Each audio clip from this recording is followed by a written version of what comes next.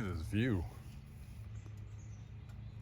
Beautiful Saturday afternoon here in southeast Michigan. I'm in what they call horse country up here. Lapeer County, North Oakland County. This is where I do most of my off-road riding. The more I ride this bike, the more I love it. Got 1,090 miles on it now. I did the first oil change. You saw that in the video. Added a couple of things, got some more things on order. I did swap out the windshield. This is a Suzuki, what they call tall screen. This is maybe 6-7 inches taller than the factory one that we came with the bike, but still doesn't really do that much. Get a face full of wind when you're riding on the highway. If I duck my head down about 6 inches, it works okay, but I'm gonna wait for the Givy airflow to come out for this thing and then get it. I put that on my 2018 650 XT. It was great. And so I'll wait for that one when it comes out. This will suffice. It's not terrible, but really not doing a whole lot for the wind. Put my top case back on. This is off of the plate is off of my 650 as well. The plate fits, but the braces that came with the top case, this is a PL3112 from Givy, but the braces didn't fit. So I made my own. And you could tell I made my own because they're crappy, but they work. Had them painted up, had my friend weld these to the tube. So it does what it does. I don't put a ton of weight in this thing. All I needed was a little bit more brace because this is only rated for 10 pounds. The tank bag on here, this one doesn't really fit that great, but it does what it needs to do, and that's all I care about. I do have, when I get home from this ride, I will have Nelson Rig Hurricane 2.0 bags waiting for me. I don't have any racks yet. Hoping to put some on, but I want to see if they'll fit without racks.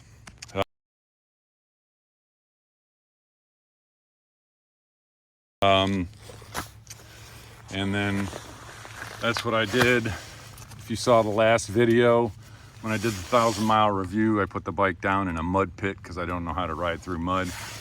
And scuffed up the clutch cover. No big deal. No paint damage, no damage back there, so everything is fine. If you're like me, you watch a lot of YouTube, a lot of these people that ride adventure bikes, of course, Itchy Boots. I like watching Bikes and Beards. I watch Big Rock Moto. He does some really great reviews. C90 Adventures is just, that guy is comedy gold. And Dork in the Road. Been watching Dork in the Road for about a year and a half. I've been a subscriber. He actually was the one, he had a live stream last year, and I asked him in the live stream if he had a choice between a KLR or a V-Strom 650, what would he choose? And he said the 650. He had one, and that's the one that he would pick between the two. Well, Tuesday, just a few days ago, he did a live stream on Tuesday night with special guest Spite's Corner. And they just were shooting the bull. They went on an adventure festival thing. I don't know what it's called, but get on ADV or something like that. Anyway, I got there late, but I joined into the chat, said I got the new 800DE, and asked Ben if a review was coming. And he said this. If Suzuki would loan me one, I would be happy to review it, but I would like to ride that 800DE because on paper it doesn't make any sense to me. It seems like a weird statement from a guy that A, is a huge adventure bike guy now, and had a V-Strom, and recommended a V-Strom.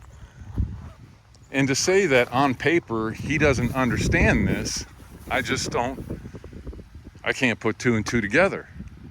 When we're talking about adventure bikes, we're talking about on-road and off-road.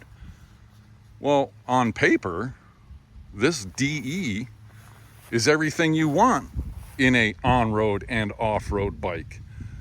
Let's face it, most of us who ride a V-Strom are not riding the BDR.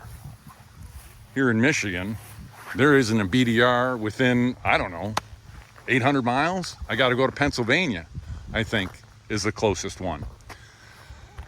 Most of us are riding stuff like this.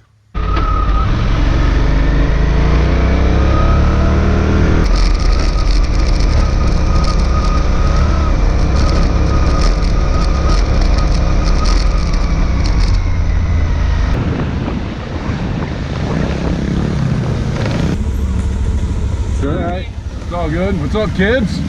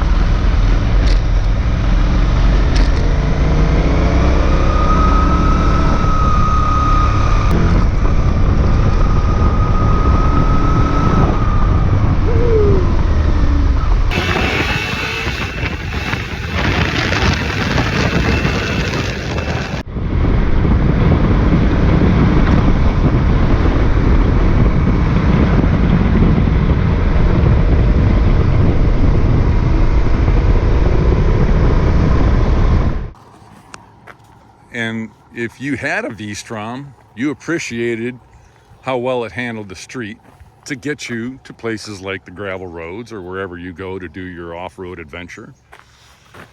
Well, the DE is better in every way than the 650 XT.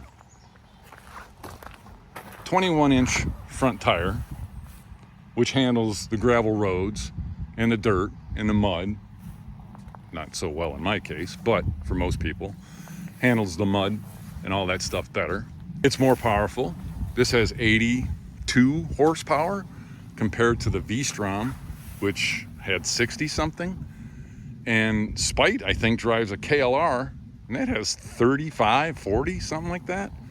I'm with you. It seems like it doesn't really make a lot of sense for like a good package.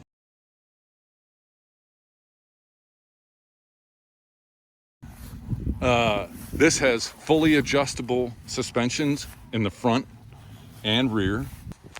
You can swap out the tires. These are the factory Dunlap Trail Max, 17-inch in the rear, 21 in the front. The bike has way more clearance than the 650 did. The suspension has way more travel. You can turn off the rear ABS. You couldn't do that on the 650. You have 4 different modes, which you didn't have anything. You could change the traction control on the 650, but it didn't have gravel or the ability to turn it off. And it didn't have anything like the Suzuki drive modes that this one has, where you can change the throttle response from C, which is just great for highway riding or surface streets. It's very smooth acceleration, good shifting and everything, but then you put it in the B or A and this thing rips on the gravel. So I'm not quite sure. I like Ben. I've watched him, like I said, for a year and a half, and I like his channel. I'm happy for a guy who is living his dream. The guy was a teacher, was able to leave that and do YouTube adventure motorcycle riding for a living. I think any one of us would do that if we could in a heartbeat.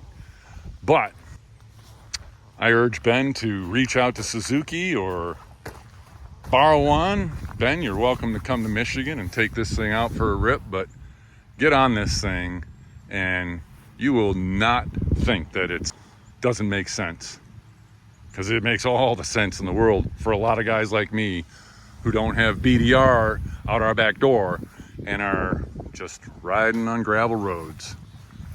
And I'll take it all day long. Look at that horse. Look at this guy's spread. Jesus. That's beautiful. Have a great day.